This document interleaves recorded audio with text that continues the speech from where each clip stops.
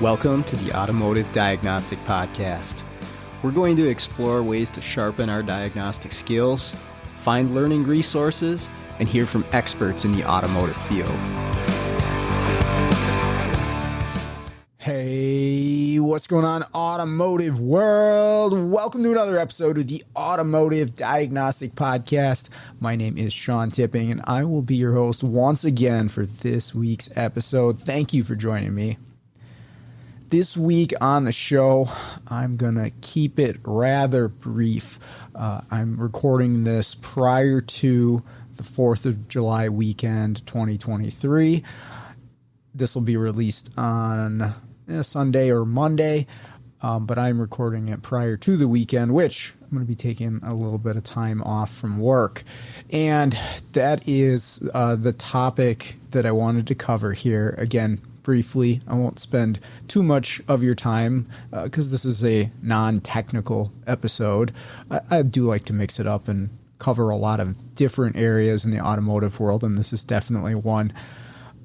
But a lot of stuff has actually happened in the last few weeks that's really got me thinking about this subject. And so I'll share some of that with you. But really, what the main idea here is that I'm sure this is common across many, many industries, but I see it a lot in ours, and I live it myself, is where we can easily work too much.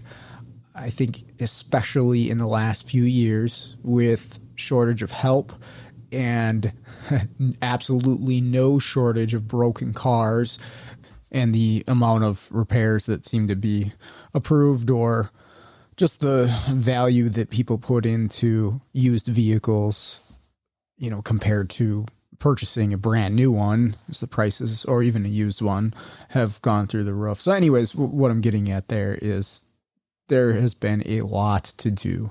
It's just a never-ending avalanche of broken cars, it seems someday, right? And I get that is definitely not the worst problem to have, right? It's far better than the alternative, right? Not enough to go around and everybody scrounging around for scraps and fighting against each other. In today's climate, there is more than enough for everybody that's out there. But that being said, it is, or at least it seems to be, very easy to work too much, to overwork yourself. And again, there's been a number of factors in the last few weeks that have, come to my attention, and why I wanted to talk about this. I know personally that I've been guilty of this for a very long time. I think it's just in my personality, and I just happen to do something for work that I really do enjoy. Well, the problem is I do let it dominate everything. I let it fill all of the potential space that's available to my free time, quote unquote. I find something else to fill it, and it's usually related to cars. Hey, here I am at 8:30 at night on a Thursday recording a podcast about my job, right? I obviously let that happen too often, and it definitely has affected some of my relationships in my personal life. Now, I met a lot of really awesome friends through this career, and I'm very thankful for that. But if you let work dominate everything, you're going to pay a price in your personal life or your family life. And that's the topic that I wanted to broach here. One of the other discussions that brought this topic to mind recently was in a Facebook group where the discussion was talked about technicians spending personal time, time that they're not necessarily on the clock getting paid for, to improve their skills. And there's obviously differing opinions on this, and it really is its own separate conversation. And I truly understand that it takes additional effort in this field, and probably most, but I know in this field, it takes additional effort outside of your normal work hours that you have to dedicate yourself to improving.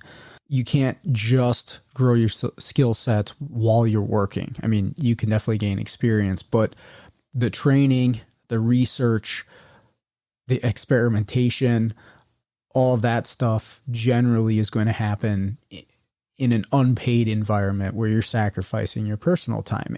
And it is necessary if you want to get to the top level. You want to be a top level professional in this field, you're going to have to do that to some degree. If you're not doing any of it, you're really not going to move the needle much. And so wherever you're at, you're most likely going to stay at that place. So most people want to improve, they want to grow, and so they're going to put in time. But how much? And that's where the topic of that conversation was, okay, should technicians specifically be putting in a bunch of their own personal time? Should that be expected of them? And if they're not, are they, being lazy or whatever? And again, as that's not the exact conversation I want to get into, but just the idea of spending your personal time, when you're not on the clock, maybe you're not at work, but you're still dedicating it to work. Or, you could just be staying at work too, right? Maybe you're not on the clock. Maybe you're not busting out flat rate hours, but you've spent 2-3 additional hours there researching a car, learning how something works, a scope or a scan tool or whatever it might be. You're spending additional time at work, or heck, you might even just be working and making money still, but you're taking away from your personal time, right? And again, that all adds up, and you have to make a trade-off, right? If you want to improve, you want to get better, you've got to trade, personal time for this time to improve with your career. So there is a definite balancing act there, because of course we want to, but there's a point where it's definitely too much that you let it dominate your life. And like I said, hey, that's me. I'm Sean. I allow that to happen a lot. Why I'm talking about this too. And don't mistake this for I have all the answers. I should probably have started with that. This is just me reaching out to everyone, explaining, kind of where I'm at and my thoughts.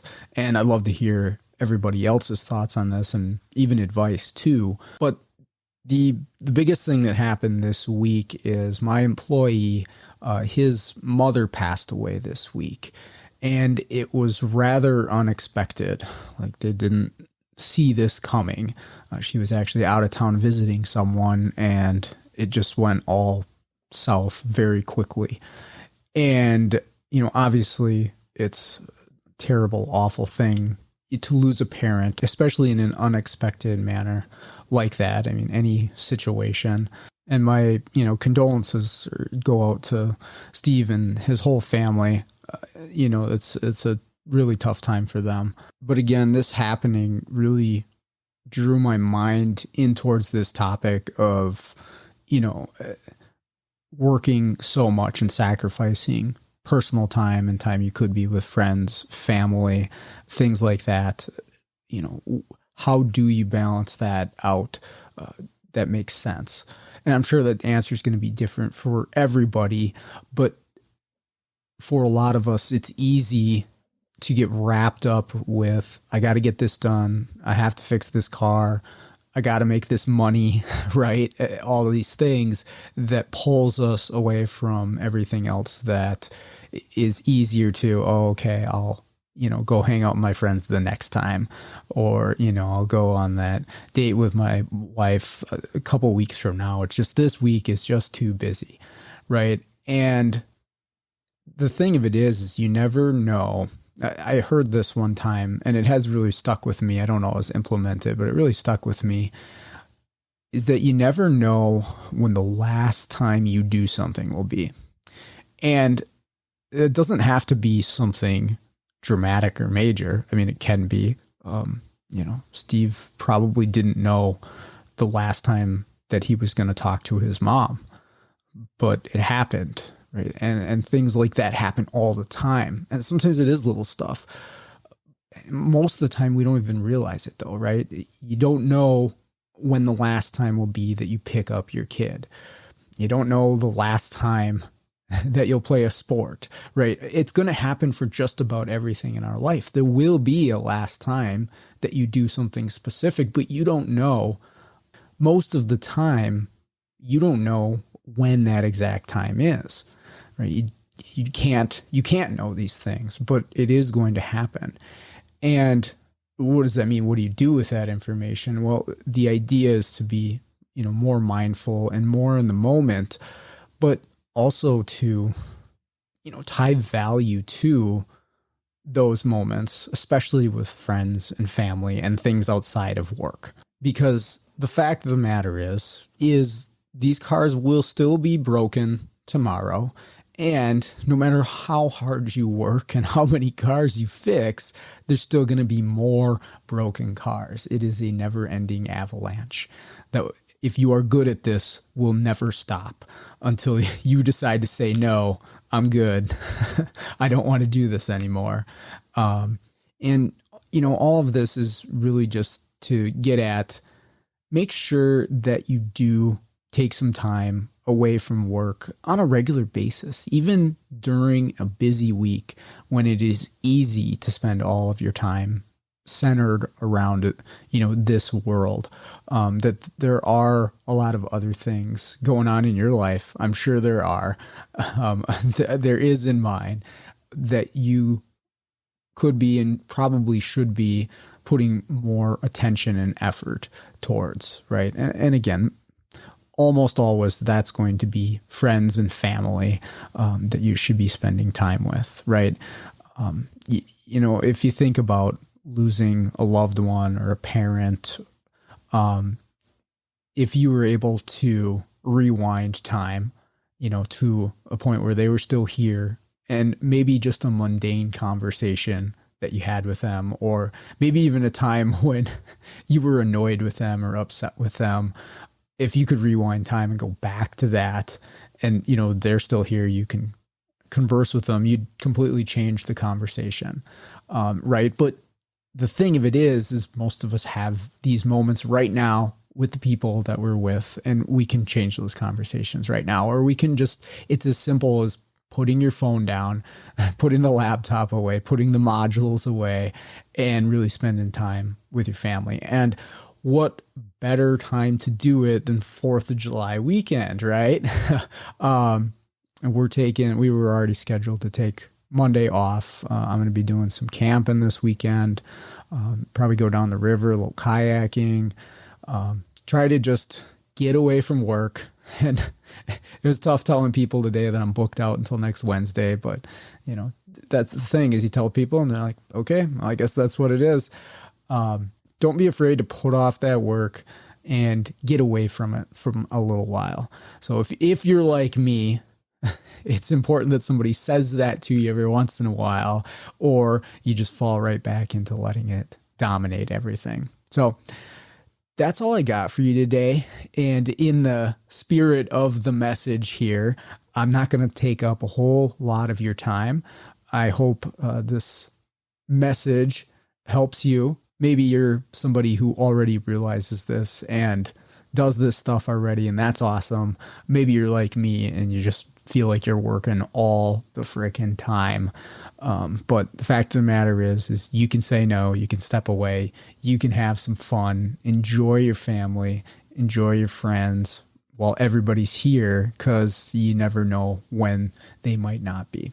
So with that all out of the way, have a happy 4th of July. Happy birthday, America. And let's all get out there, start fixing the world one car at a time.